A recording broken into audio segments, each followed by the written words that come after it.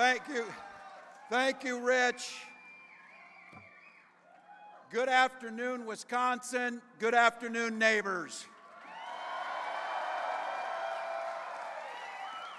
First off, let me say, some of you might have heard, some of my staff and members of the press that were traveling up with us were involved in a traffic accident on the way here today. We've spoken with the staff. I'm relieved to say that with a few minor injuries, everybody's going to be okay. So, thank you. President Biden and Vice President Harris called to check in, and we certainly appreciate their concern. And I want to express my sincere thanks to the U.S. Secret Service and all the local first responders for their quick reaction to help.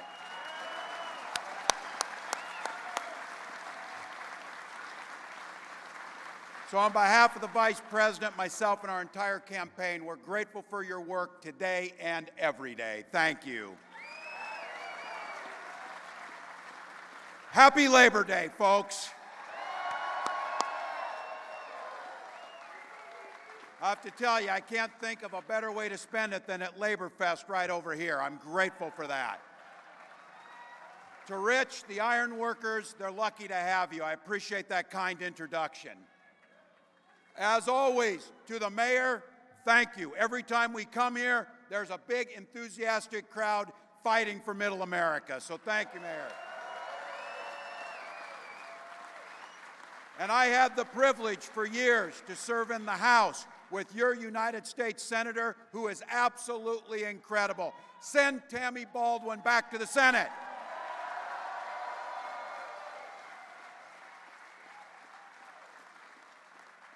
And it was a wonderful sight to come off that plane at the airport and be met with one of my dear friends and my colleague, Gwen Moore.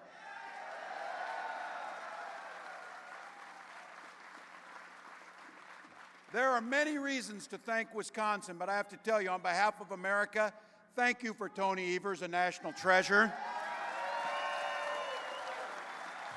And the First Lady of Wisconsin, Kathy Evers, thank you.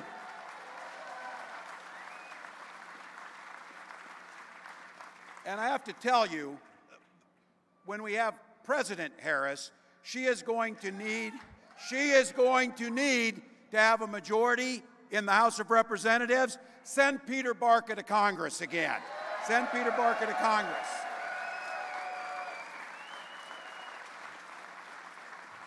Thank you to County Executive David Crawley for looking out for folks every day. And a special thank you to President Fent and the Milwaukee Area Labor Council for the invitations and putting this on.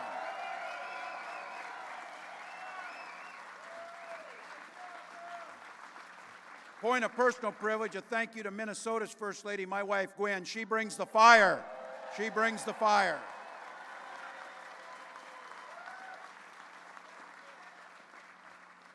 To everyone who can't be here because they're working. They're working overtime, they're working jobs, they're working to keep us safe, they're working to keep the country running. Let's give them a big round of applause.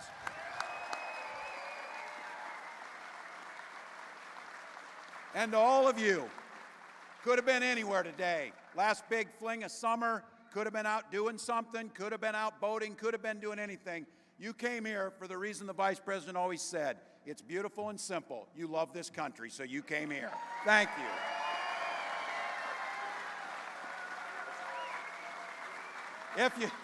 If you haven't heard, I was a teacher and a coach for a lot of years. So. And what goes with making a career out of teaching and coaching is I was a dues-paying member of my union.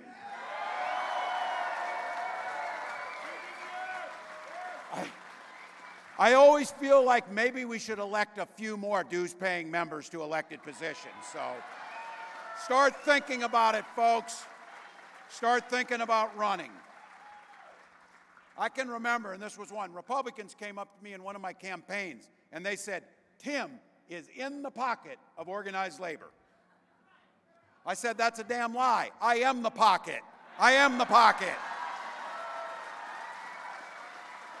And I told them, if you want to attack me for standing up for collective bargaining, for fair wages, for safe working conditions, for health care and retirement, you roll the damn dice. I'll take my chances on that. I'll take my chances.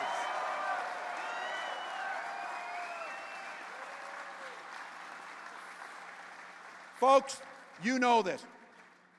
Unions and organized labor are more popular today than at any time in our lifetimes.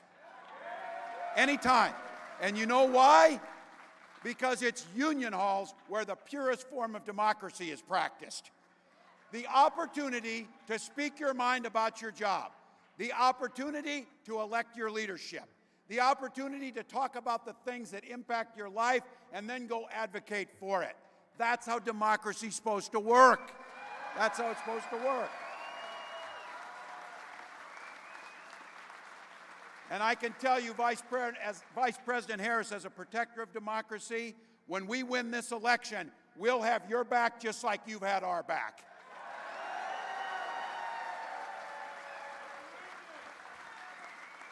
This is where we tell the story to our relatives. As California Attorney General, Kamala Harris sued the big banks because they were mismanaging pension funds. And when she won her court case, millions of dollars went back to working people and their families on their pensions that they earned.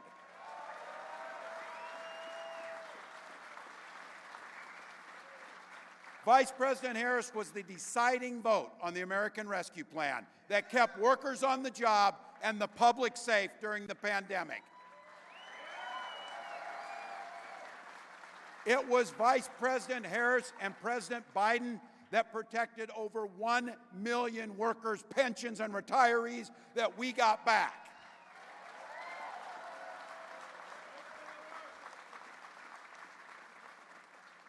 And it's not bragging if it's true, she was part of the most pro-union administration in American history.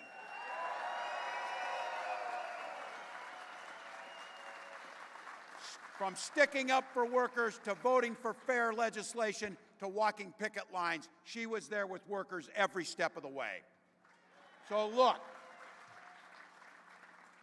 some people want to tell you got to elect them because they're the only people that can save things. They're the ones that did things. They're the ones who did this. We know exactly who built this country. It was labor that built this country.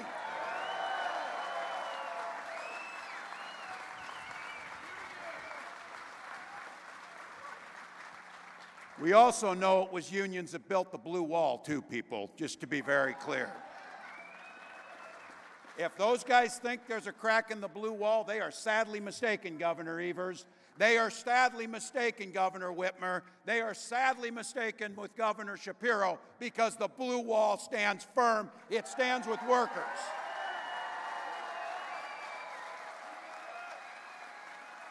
Really simple. It's really simple. When unions are strong, America is strong.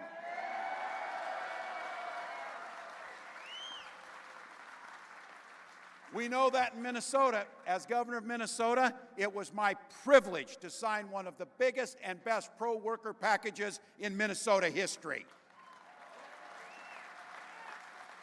We made it easier to form a union, not harder. We strengthened worker protections. You should be able to go home at the end of the day without getting killed on the job. That's a basic line. And in Minnesota, it's against the law to put your workers in a room and do an anti-union meeting. You can't do that. You can't do that. So today, you see it, Minnesota's one of the best states in the country for workers. But guess what? We're a top 5 best state for business, too. You don't have to choose between workers and business. You can do both. You can do both.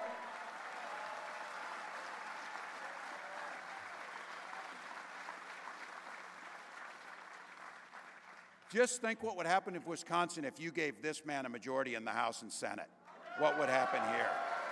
Just imagine. One vote, one Senate vote in Minnesota was the difference between that. One Senate vote in Minnesota gave us paid family and medical leave. One vote expanded health care. One vote made sure that we're addressing climate change. That's what you can give to this governor, and that's what we need to give to Vice President Harris. That's our vision for the country. Now look, we don't expect everybody to think like us. Now we know that Donald Trump and J.D. Vance, they have a little bit different vision of America. I do say this. He does know something about working people, Donald Trump does. He knows how to take advantage of them. That's what he knows how to do. Every single chance these guys have gotten, they've waged wars on workers in the middle class. As president, Trump blocked overtime for millions of workers. Hell, why pay the bills? He doesn't pay his own. Why should we pay somebody for overtime? What are they going to do? That's what they do. He opposed efforts to raise the minimum wage, for God's sakes. That shouldn't be that difficult. If people put in an honest day's work, they should receive an honest day's pay. And look, I know Wisconsin knows this. Again, give him a working majority because he's a guy who supports so-called right-to-work laws that deprives unions of the funds they need. Everybody here today knows what right to work really means. It means the right to work for less money. It means the right to work in dangerous situations. It means the right to work with no pensions. That's what right to work means. It doesn't help with our ability to collectively bargain and to fight with the dignity of work that we know every single person in America deserves. So look,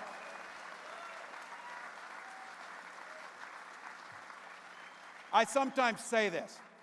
We're running for something. We're running to run forward to the future. And I don't think it's always great to run against something, but I do think it's important to be informed. If you think those guys were bad the last time he was in the White House, just wait if he gets another shot at it. And again, they have told us exactly what they're going to do. The goals in Project 2025 are clear.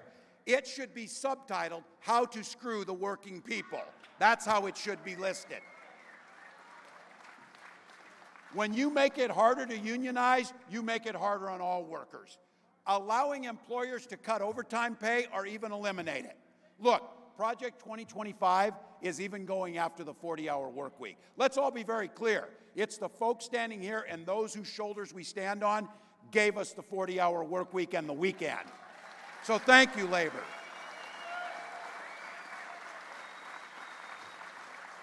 Somebody said, what's next? Child labor? Hell yeah, it's in there. That's what they've got in there. You see states doing that, putting our children at risk. That's what they'll do. So look, they'll go after things like Social Security and Medicare. And I keep saying this. Repeal the Affordable Care Act. Go back to no pre-existing condition protections. And even if you're not on the ACA, you know somebody who relies on it. And here's what I say. They don't think a damn about Social Security because I guess if you've got $1 billion, you don't care if your Social Security check shows up. But I tell you who does, my mom. She pays the bills with that in the heat and buys food with her Social Security check, and she worked for it and earned it. That's how it works.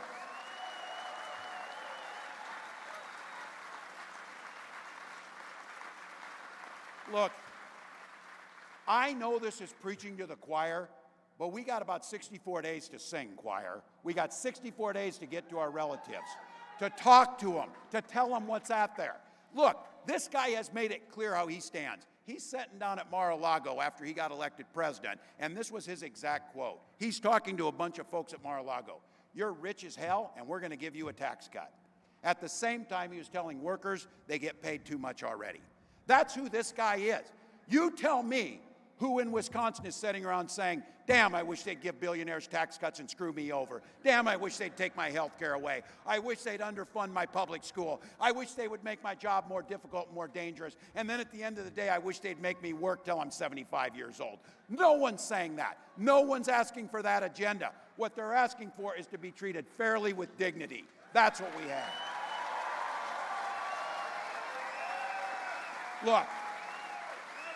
Look. I know, we all know this.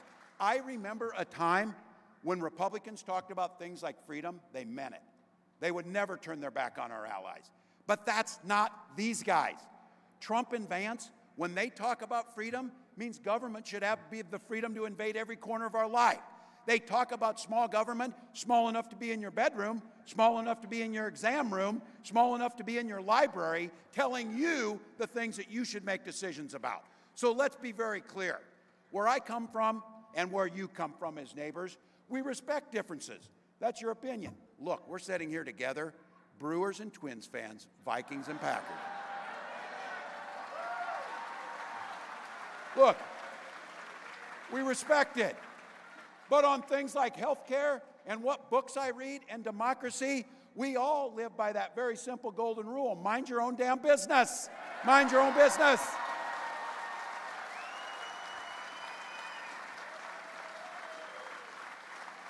Your Republican neighbors want to live that way. We have to tell that story. But look, I agree with this. We have a responsibility to tell people not just what we're against, but what we're for. So let me just take a second here to tell you exactly what Vice President Harris and I will do. As president, Vice President Harris will sign the PRO Act, make it easier to form unions, period. Period. And you know what comes out of that? You can collectively bargain. You can go do the work to get fairer wages, safer working conditions, good health care, and a good pension.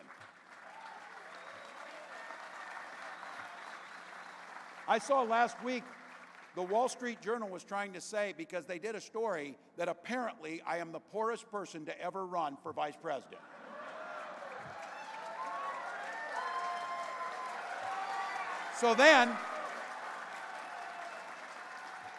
But then they did another story that said, oh, he's actually richer than his statement says because he has, and I quote, like this is an evil thing, a defined benefit pension plan.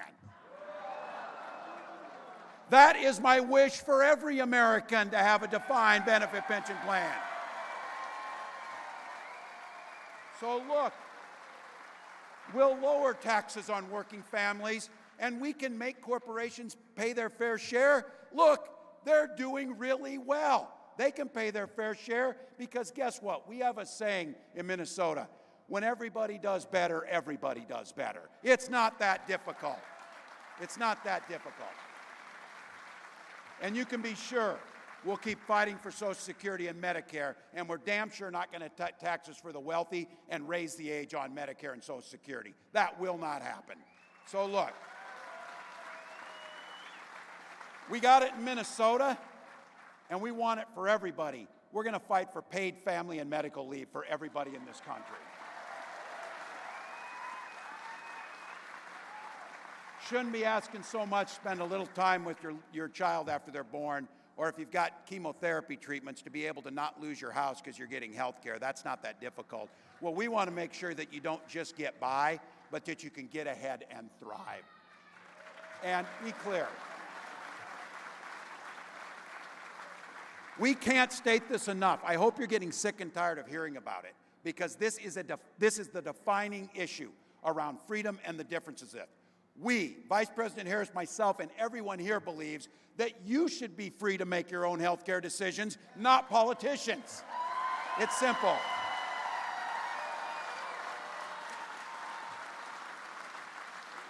And to all of you here and my teacher friends, education should be a pathway to a thriving future, not crippling debt.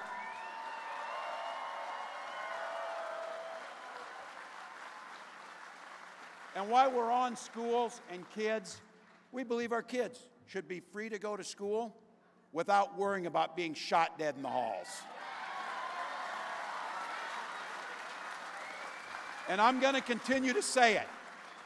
I'm a veteran and damn proud of 24 years of that. I'm a hunter and pretty good at that. And every year they do a congressional trap shoot.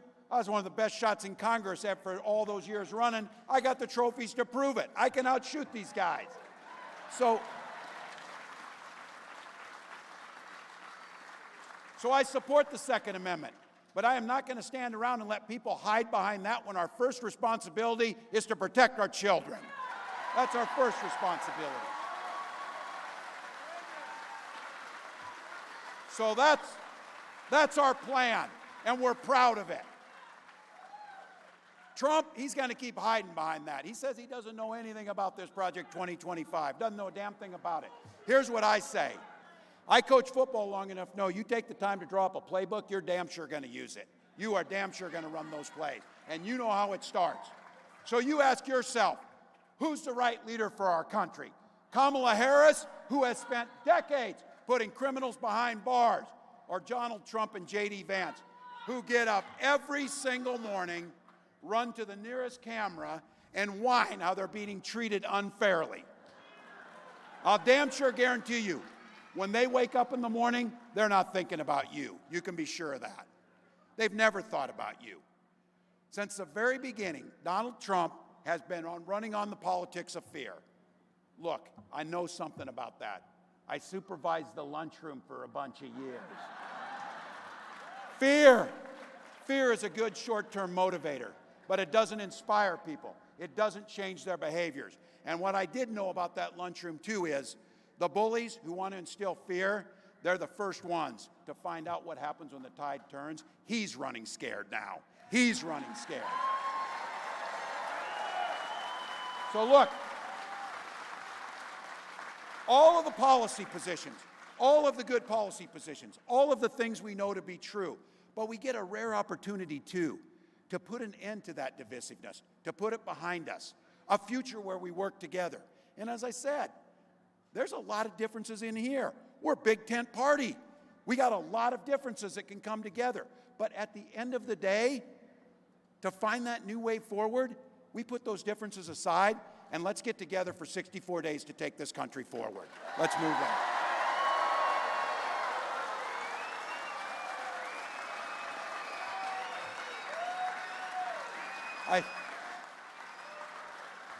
I feel like I've done pretty well in here, so I'm not going to throw any shade on the Packers, I have to tell you. I kind of got you. I'm going to be there. Look. I hear all the jokes. People hold up their hand and say, you know what that is? That's a Viking Super Bowl ring. We know we don't have one. Give me a little bit of this. So look, we know what season it is. Football starts this week. We know that we're all on the same team. We know that we come together. It isn't just idle talk. When we come together, we can do amazing things. So here's the deal. Sisters and brothers in labor, it's time to get off the sidelines and get on the field. I know you're busy. I know you've got full-time jobs. You got kids going back to school. Thank God they're going back to school. Teachers, nothing on that. But you've got things to do. But this is it. And when people come up to me, and I hear it, and I know, they want to make politics ugly. They want to make it dismissive, and they want to make it to the point where people just throw up their hands and say, look, I'm just not that into politics. My response when somebody tells me they're just not that into politics is this: too damn bad politics is into you. And if you want it in your exam room, if you want it in your bedroom, if you want it in your labor hall, then set back. But if you want to take control of things and you want to make sure that we have government serves the people, not the other way around, then you need to get out there. Whether it's labor rights, middle class rights, having corporations pay their fair share, all those things that impact our lives means we need you on the team, and we need you now. So here's what we're going to do.